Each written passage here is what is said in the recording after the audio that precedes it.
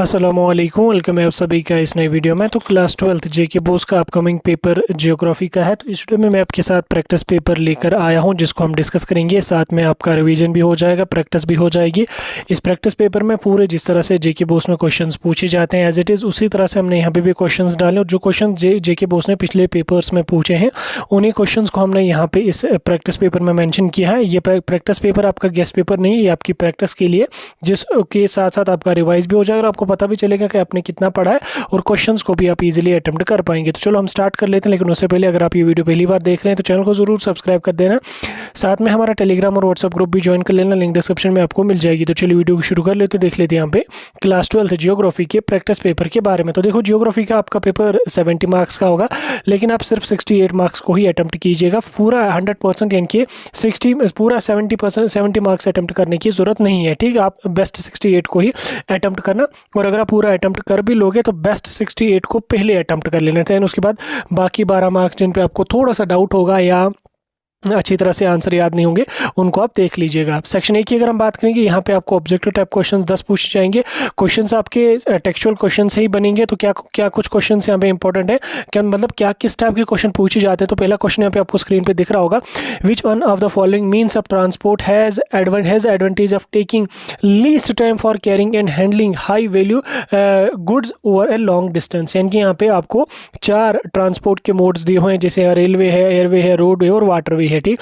अब इनमें आपने बोलना है कि इनमें सबसे ज्यादा एडवांटेज किसकी है, ताकि हम जो है वो कम टाइम में ज्यादा से ज्यादा लोड जो है वो लॉन्ग डिस्टेंस पे ट्रेवल मतलब ले जा सकते हैं। तो कौन सा मोड उसके लिए सही रहता है, तो उसके लिए हमारे पास एयरवेज सही रहता है, क्योंकि एयरवेज बाय एयर अगर हम ले जाते हैं, जहाज के थ्रू अगर हम भेजेंगे, उसमें जो है वो कम ज्यादा डिस्टेंस हम कम टाइम में कवर कर पाते हैं। और उसके साथ साथ हैवी लोड या जो भी कोई मतलब इंपॉर्टेंट चीज होगी या इंपॉर्टेंट कोई मटेरियल होगा, उसको भी हम बड़ी आसानी से जो है वो एक जगह से दूसरी जगह तक बड़ी आसानी से ले सकते।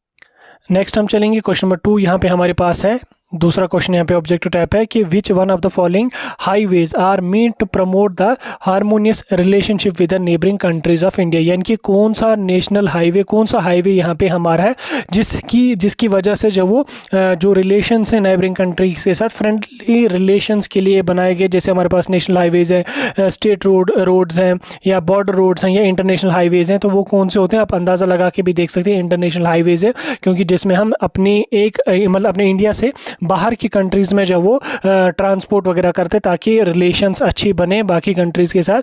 अगले क्वेश्चन की ओर हम चलेंगे। अगला क्वेश्चन यहाँ पे आपका क्वेश्चन नंबर 3 कि which one of the following is not a push factor for migration. ठीक, पुश फैक्टर फॉर माइग्रेशन क्या होता है वो आपको पता है, वो आपको रिकैप्चुलेट हुआ होगा। अब यहाँ पे उसके फैक्टर्स क्या क्या होते हैं, तो यहाँ पे 4 फैक्टर्स, जैसे वाटर सिक्योरिटी है, अनएम्प्लॉयमेंट है, मेडिकल है, और उसके बाद यहाँ पे हमारे पास है ओवर पॉपुलेशन। तो कौन सा यहाँ पे नॉट यानी कि नॉट लिखा हो, कौन सा नहीं है इसमें, तो वो है हमारा यहाँ पे मेडिकल और एजुकेशन फैसिलिटीज। ठीक, medical and education facilities is not a push factor for migration. ठीक, तो वाटर है, अनएम्प्लॉयमेंट है, ओवर पॉपुलेशन है, ये मेजर फैक्टर्स हैं या जिनको हम कह सकते हैं कि ये पुश फैक्टर्स हैं माइग्रेशन के लिए। ठीक, नेक्स्ट क्वेश्चन नंबर 4 यहाँ पे आपका है, which one of the following is cause of acid rain. ठीक, एसिड रेन आपको रिकैप्चुलेट हुई होगी, एसिड रेन कैसे होती है और उसके मेजर काजेस क्या क्या हैं। तो यहाँ पे काजेस जैसे सॉइल पोल्यूशन है, एयर पोल्यूशन है, लैंड डिग्रेडेशन है और नॉइज पोल्यूशन है। तो कौन सा नहीं है, अंदाजे से आप बता सकते हैं कि हमारा जो है बी पार्ट यहाँ पे हमारा सही है, यानी कि एयर पोल्यूशन। ठीक,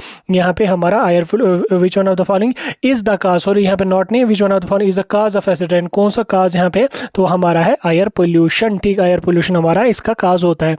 नेक्स्ट है यहाँ पे, Indian railway system has been divided into how many zones. ठीक, इंडियन रेलवे सिस्टम को कितने जोन्स में डिवाइड किया गया है, तो वो आपको पता होना चाहिए कि 17 जोन है as per older classification often used in exams. तो 17 आप यहाँ पे सही मान के चल सकते हैं। ठीक, नेक्स्ट क्वेश्चन नंबर 6 यहाँ पे आपका है, which one of the following is a land locked harbour. ठीक, तो यहाँ पे कौन सा है, तो आपके पास ऑप्शन 4 है। राइट आंसर आपका यहाँ पे हल्दिया है। ठीक, हल्दिया इनके डी पार्ट आपका राइट आंसर है।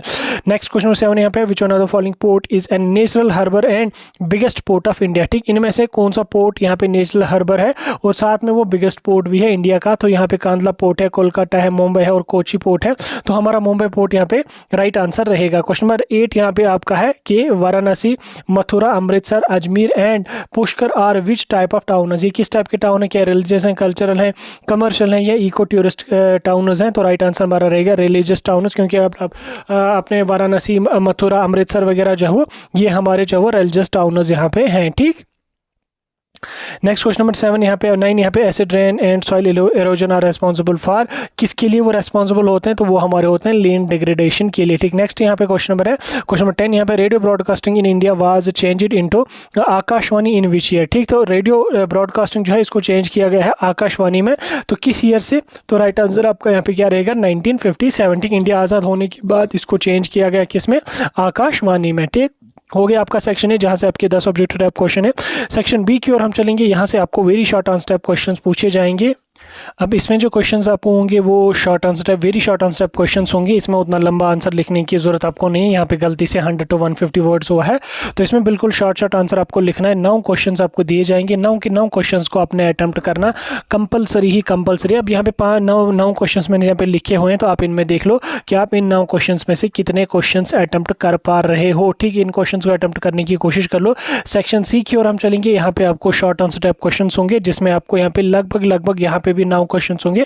सभी क्वेश्चंस को अटेम्प्ट करना कंपलसरी होगा। आप इन क्वेश्चंस को देखिए, यहाँ पे आप इन क्वेश्चंस को अटेम्प्ट करने की कोशिश करें। इंपॉर्टेंट क्वेश्चंस जैसे यहाँ पे explain functional classification of towns of India है, national gain from international trade है, explain nature and scope of human geography है। तो इस तरीके के यहाँ पे 9 क्वेश्चंस हैं, आप इन 9 क्वेश्चंस को अटेम्प्ट कर लो, रिकैप्चुलेट कर लो, अच्छी तरह से रिवाइज कर लो। सेक्शन डी की ओर हम चलेंगे, यहाँ पे आपको 3-4 क्वेश्चंस दिए जाएंगे, लेकिन फॉर्चुनेटली सभी क्वेश्चंस का आर पार्ट आपको दिया जाएगा। जैसे यहाँ पे पहला क्वेश्चन आपका है वाटरशेड मैनेजमेंट पे। ठीक, जैसे पहला क्वेश्चन यहाँ पे what is watershed management, do you think it plays an important role in sustainable development and how. ठीक, ये कंसेप्चुअल थोड़ा इसमें यहाँ पे मेंशन है, तो वाटरशेड मैनेजमेंट का आपको पता होगा और आपको अपने से यहाँ पे लिखना कि कैसे ये इंपॉर्टेंट रोल प्ले करता है कि इंडिया की सस्टेनेबल डेवलपमेंट हो।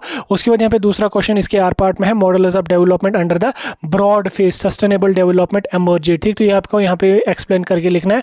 उसके बाद नेक्स्ट है indicate the following on outline map of world. ठीक, अब देखो यहाँ पे भी आपको मैप दिया जाएगा, यहाँ पे आउटलाइन मैप ऑफ वर्ल्ड और साथ में आपको outline map of India are part में दिया जाएगा। कुछ भी वर्ल्ड में कुछ भी दिए जाएंगे, जैसे यहाँ पे 1 एरिया ऑफ डेंसली पॉपुलेटेड है, पैम्पस ग्रासलैंड है, आयरन और स्टील का सेंटर यहाँ पे आपको है। तो इसी तरह जियोग्राफी के रिलेटेड जो जो चीज़ें इंपॉर्टेंट है वो आपको लोकेट करने को बोला जा सकता है, जैसे सिलिकॉन वैली है, पोर्ट न्यूयॉर्क है। इसके आर पार्ट में आपको यहाँ पे दिए जाएंगे 5 चीज़ें, जैसे यहाँ पे show the following in given outline map of India, जैसे यहाँ पे केरला है, चंडीगढ़ है, वेस्ट बंगाल है, पोर्ट हल्दिया है।